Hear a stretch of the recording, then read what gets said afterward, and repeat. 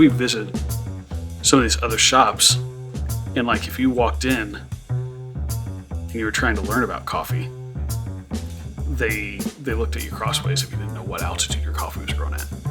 Got into cold brew. The original branding we had for coffee was Obsession Coffee. Black label, like wax seal, really high-end coffee. And then realized like to present that with the kind of branding, it almost puts you into this like pretentious, like jargony. You're separated from the people that you wanted to meet with and introduce coffee to. We came back in, and as we're looking at Joe Brewski, we're like, people have to be able to talk about this. Like we have to be able to have a conversation from a Joe to a Joe. Like just from me to you, we've got to be able to talk in plain language. If that means you know a lot about coffee and you have a lot of experience level, we'll talk that way. If it's something where you're just trying to figure out what's the difference between dark and light roast and what's a blonde roast and what is bold, we simplify it and just hand it to people in a way that's approachable and they can grapple with it and understand it. Oh, you got him. Oh, hey. Bro, I just killed a fly. Started at Joe Brewski in January of 2022.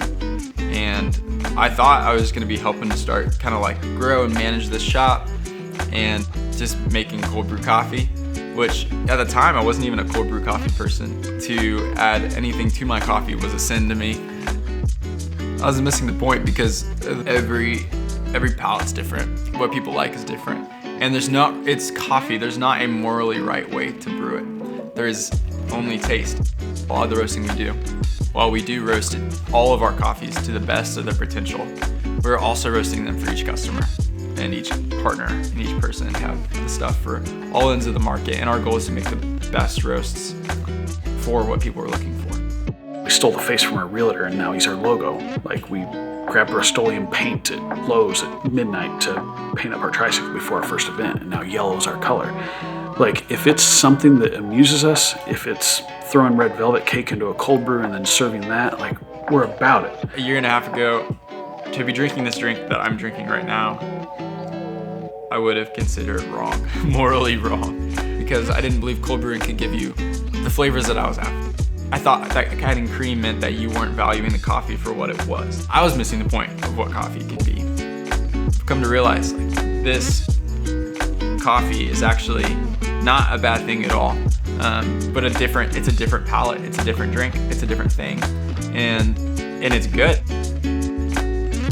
It's ladies and gentlemen, serving ladies and gentlemen, that I have produced something that I believe is of value, and I give it to you because I believe you'd appreciate this value.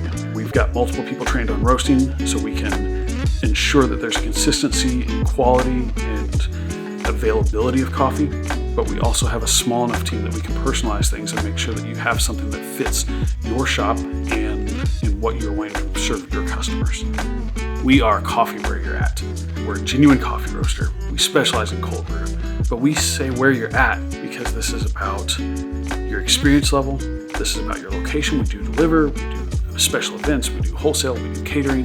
It's here at the store. Like we try to be as available as possible, but also we try to be as approachable as possible. We do things in a way that we would be able to teach our children or our grandparents, not just our peers. We just want to be a genuine company. Like I don't know that there's anything. We want to love coming to work, and we want to love serving the people we serve. I don't know that it's terribly complicated.